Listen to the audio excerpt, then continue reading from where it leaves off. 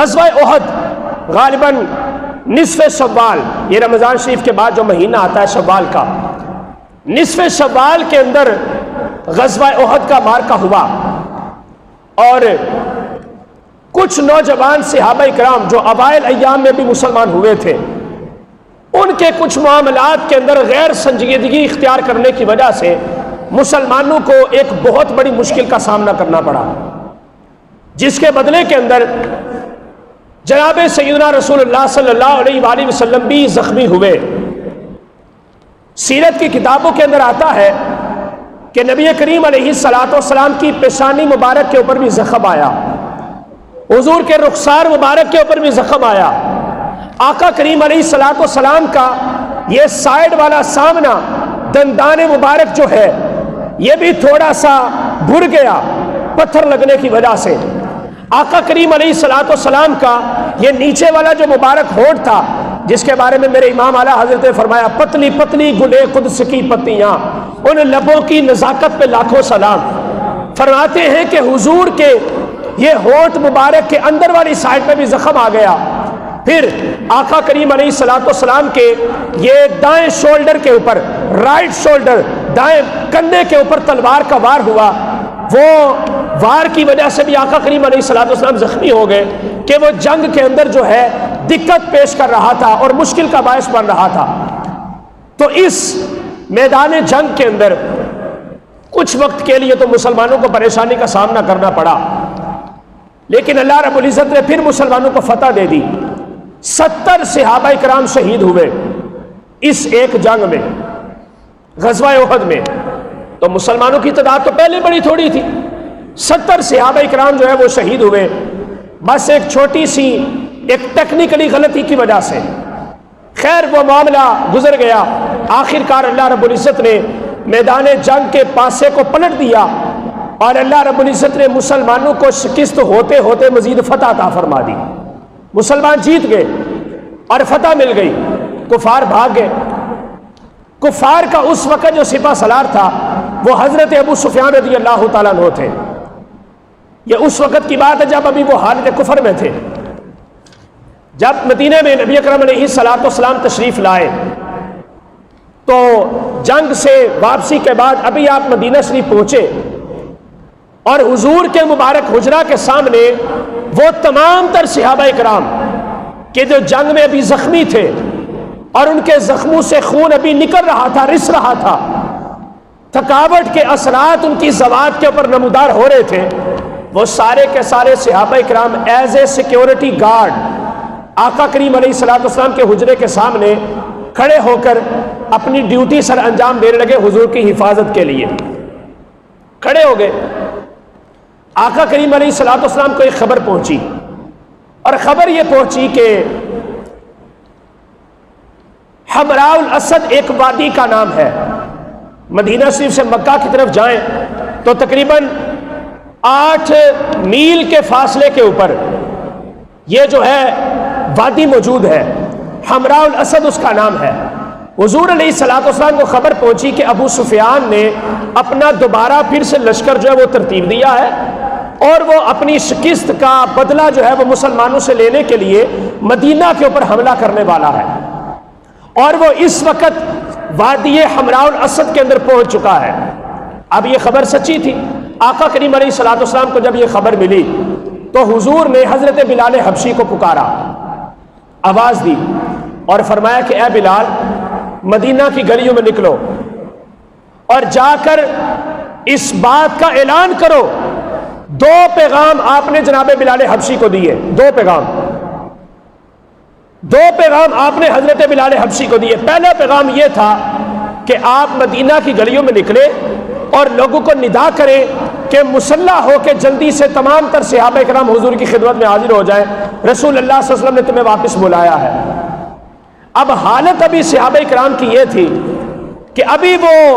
مدینہ کے اندر پہنچ کر آگ جلا کے اس کی راکھ کو اکٹھا کر کے اپنے زخموں کے اوپر لگا رہے تھے۔ وہاں پر تو ابھی فرسٹ ایڈ کا سلسلہ ہی نہیں تھا، ابھی تو اتنا جناب جدید ٹیکنالوجی والا علاج کرنے والا تو دور ہی نہیں تھا، نہ وہاں پر اتنے ماہر طبیب تھے، نہ جناب کوئی حکیم تھے، نہ جناب وہاں پہ ہاسپٹل تھے، نہ کوئی ایمرجنسی کا سسٹم تھا. سارے کے سارے صحابہ کرام اپنے زخموں کا علاج آ کر وہاں پہ بیٹھ کے خود کر رہے تھے. اچانک حضرت بلال حبشی کی آواز سنی, اعلان سنا, تو فوراً سے جناب اپنی تلواریں نکالی اور انہی زخموں کے ساتھ, اور بدن ابھی تھکاوٹ سے چور ہے, اپنے پاؤں پہ کھڑا نہیں ہوا جا رہا, جمیع صحابہ کرام نے اپنی تلواروں کو لیا اور جس انداز میں وہاں پہ بیٹھے تھے اسی انداز میں پھر اٹھ کے حضور علیہ السلام کی بارگاہ میں حاضر ہو گئے. ایک پیغام حضرت بلال حبشی کو حضور نے یہ دیا. دوسرا پیغام جو دیا آپ سنیں گے مزید ایمان تازہ ہوگا. دوسرا پیغام رسول اللہ صلی اللہ علیہ وسلم نے یہ دیا بلال حبشی کو کہ اے بلال, جب آپ نے اعلان کرنا ہے کہ رسول اللہ صلی اللہ علیہ وسلم نے تمہیں اپنی بارگاہ میں بلایا ہے, اس اعلان کے ساتھ ساتھ آپ نے یہ بھی اعلان کرنا ہے کہ جو صحابہ میدان احد کے اندر زخمی ہوئے ہیں, جنہوں نے حضور کی معیت کے اندر احد کے میدان کے اندر جا کے جنگ لڑی ہے, صرف واپس پلٹ کے وہی صحابہ جائیں گے جو پہلے میدان احد کے اندر شریک نہیں ہوئے, وہ حضور کی خدمت میں حاضر نہیں ہوں گے. یعنی کہ تندرست اور توانا جو صحابہ اکرام ہیں وہ نہیں جائیں گے, جو زخمی ہے, بدن ان کے زخموں سے چور ہے اور زخموں سے خون رس رہا ہے, وہ سارے کے سارے صحابہ اٹھیں گے اور جا کے حضور کی خدمت میں حاضر ہوں گے اور حضور کے حکم کے مطابق جو بھی آگے سے لایا عمل ملے گا اس کے مطابق عمل کرتے ہوئے دکھائی دیں گے. یہ پیغام صحابہ کو پہنچا. صحابہ فوراً جو ہے وہ تلواریں لے کے نکلے, اپنے آپ کو تیار کیا, مسلح کیا اور حضور کی خدمت میں حاضر ہوئے. نبی کریم علیہ الصلوۃ والسلام نے صحابہ کو ساتھ لیا تو اس 8 میل کے سفر کو طے کر کے, رات کا وقت تھا, آقا کریم علیہ الصلوۃ والسلام وہ حمراء الاسد کی جو وادی تھی وہاں پہ پہنچے. اب جا کے دیکھا تو ابو سفیان وہاں پہ مسلح ہو کے تیار ہو کے بیٹھا ہوا تھا کہ کب ہم نے مدینہ کے اوپر حملہ کرنا ہے. اب دیکھیں حضور علیہ الصلوۃ والسلام نے سیاست کی, اور وہ سیاست کہ جو انبیاء کی سنت ہے, وہ سیاست کہ جس کو قرآن اور سنت حقیقی سیاست کہتے ہیں, وہ سیاست کہ جو آج بھی مسلمانوں کا شیوا ہے, ظالموں کا نہیں, جو اس وقت ملک پاکستان کے اندر کی جا رہی ہے, وہ سیاست میرے مصطفیٰ نے نہیں کی. آقا کریم علیہ الصلوۃ والسلام نے حکمت عملی کو اپنایا اور کیا کیا, حضور نے صحابہ سے کہا, صحابہ کی تعداد بڑی تھوڑی تھی, آقا کریم علیہ الصلوۃ والسلام نے فرمایا کہ میرے صحابہ اس حمراء الاسد وادی اور اس میدان کے اندر, چونکہ رات کا اندھیرا ہے, تمہاری اصل جو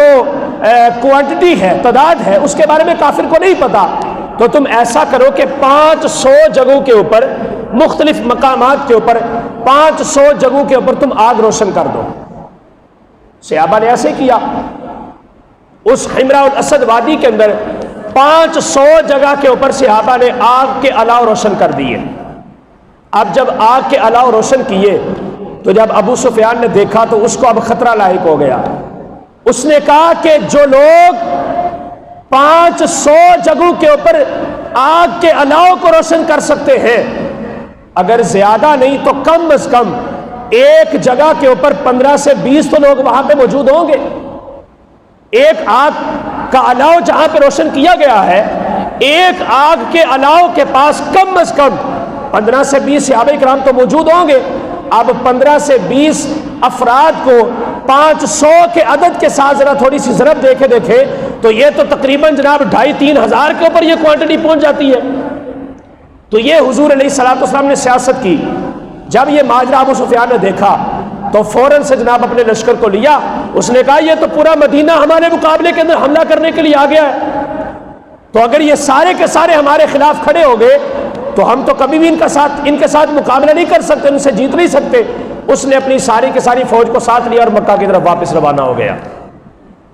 نبی کریم علیہ الصلوۃ والسلام کو جب اس بات کا بھی پتہ چلا کہ ابو سفیان نکل چکا ہے اور میدان حمراء الاسد کو چھوڑ چکا ہے, آقا کریم علیہ الصلوۃ والسلام فوراً وہاں سے نہیں ہلے, اس وجہ سے کہ کہیں ابو سفیان کو پتہ نہ چلے اور وہ کہے کہ یہ بھی ڈرپوک تھے, ہمارے نکلنے کا انتظار کر رہے تھے, ہم نکلے تو یہ بھی نکل گئے. آقا کریم علیہ الصلوۃ والسلام 5 دنوں کے بعد واپس مدینہ شریف تشریف لائے.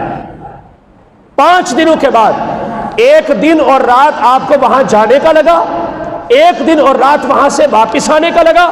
اور 3 دن اور 3 راتیں جناب رسول اللہ صلی اللہ تعالیٰ علیہ وآلہ وسلم حمراء الاسد کی اس وادی کے اندر